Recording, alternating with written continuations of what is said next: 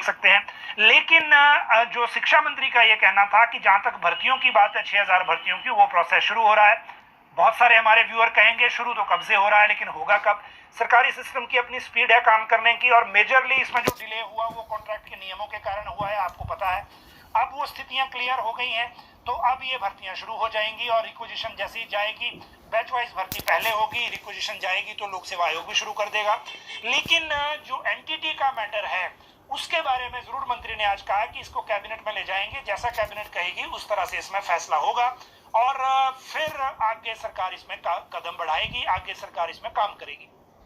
एक और बात हो गई, खासकर जो भर्तियों के लेते हैं, जेबीटी भर्ती को लेकर भी उन्होंने कहा कि जो जेबीटी के लोग हैं उनके साथ जो फीडबैक उनको मिला है उसको सरकार देख रही है। लेकिन जो नई भर्तियां हैं उनमें जेबीटी की भी बहुत सारी पोस्ट हैं।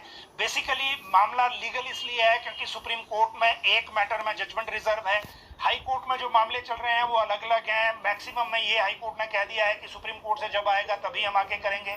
मेन बात यह है कि सरकार नई भर्तियां करना चाहती है, और नई भर्तियां करने को लेकर जो प्रोसेस है उसको अब तेज किया जा रहा है। लेकिन 5:30 बजे एक बैठक बुलाई गई थी प्रिंसिपल प्रमोशन के लिए, कल भी मैंने आपको बताया था। लेकिन ये कॉलेज प्रिंसिपल प्रमोशन की बात है, दौरान उसी तरह से उठाए जा सकते हैं। अब आपको एक एग्जांपल बताएंगे, केस स्टडी बताएंगे कि हिमाचल का युवा गुस्से में क्यों है, खासकर जो बेरोजगार हैं।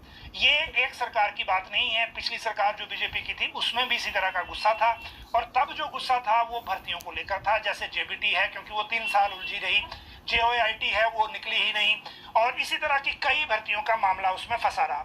आप आज भी एग्जाम्पल देख सकते हैं, जो school lecture IP information practices, वो केस कब से पेंडिंग है, कब से कोर्ट में है, और वो भर्तियां नहीं हो पा रही हैं। तो ये कई एग्जाम्पल इस तरह के हैं। वर्तमान सरकार की बात करें तो पेपर लीक का मामला आया, और पेपर लीक के मामले के बाद हमीरपुर कर्मचारी चयन आयोग को भंग करना पड़ा।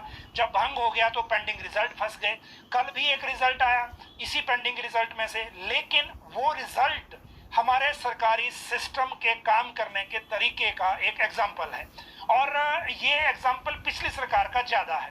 वजह यह है, देखिए कल पोस्ट कोड 511 का रिजल्ट आया, जूनियर प्रोग्रामर S1 लेवल, और ये कॉन्ट्रैक्ट बेसिस पे पोस्ट जो थी इसकी निकली थी। ये पोस्ट जो थी ये जो एमपीपी एंड पावर डिपार्टमेंट के अंडर थी, और इसमें कोर्ट केस हो गया था बीच में, और कोर्ट केस से निकलते निकलते कितने साल लगे? 1 नहीं, 2 नहीं, 3 नहीं, 4 नहीं, 6 साल लगे। इस भर्ती के लिए जो एग्जाम हुआ, स्क्रीनिंग टेस्ट हुआ, वो हुआ 27 दिसंबर 2017 को।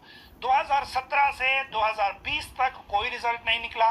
2020 से 2023 आ गया, देखिए 21 तारीख को डॉक्यूमेंट वेरिफिकेशन हुई जुलाई में, और अब जाकर 31 जुलाई को रिजल्ट निकला। रिजल्ट निकला भी कितने लोगों के लिए? सिर्फ 3 लोगों के लिए, और एक को पहले सेलेक्ट कर लिया था। तो 6 साल से ज्यादा का टाइम 4 पोस्टों को भरने के लिए हमारा सिस्टम लगा रहा है। इसमें आप चाहे भर्ती एजेंसियों की बात करें, चाहे सरकारी विभागों की बात करें, चाहे सरकार के स्तर पर जब इस तरह के भर्ती के मामले डील होते हैं तो उन अधिकारियों और उन विभागों की बात करें। लेकिन जो युवा है, जो पढ़ लिख कर तैयारी करके नौकरी चाहते हैं, उनमें फ्रस्ट्रेशन का लेवल भी सबसे ज्यादा आता है, सबसे पहले आता है। वजह यह है कि वो अपने सिस्टम से उनका भरोसा उठ जाता है इस तरह के इंसिडेंट के बाद, जहां 4 पोस्टों को भरने के लिए 7 साल लग रहे हों। और यही आज की जो सबसे बड़ी मुसीबत है। इस बार जो मुसीबत है, ये मुसीबत बेसिकली हमीरपुर आयोग और उसके भंग होने और जो पेपर लीक है उसकी वजह से आई है। लेकिन हम ये उम्मीद कर रहे हैं कि जो लोक सेवा आयोग को 3 पोस्ट कोड और दिए हैं 311 भर्तियों को लेकर, उनका रिजल्ट पहले जल्दी आएगा, और उसके बाद फिर बाकी मामले भी उस तरह से टेकअप होंगे। अब आप देखिए अगला जो डिसीजन है वो डिसीजन है प्रशासनिक सेवाएं फ्रीज करने।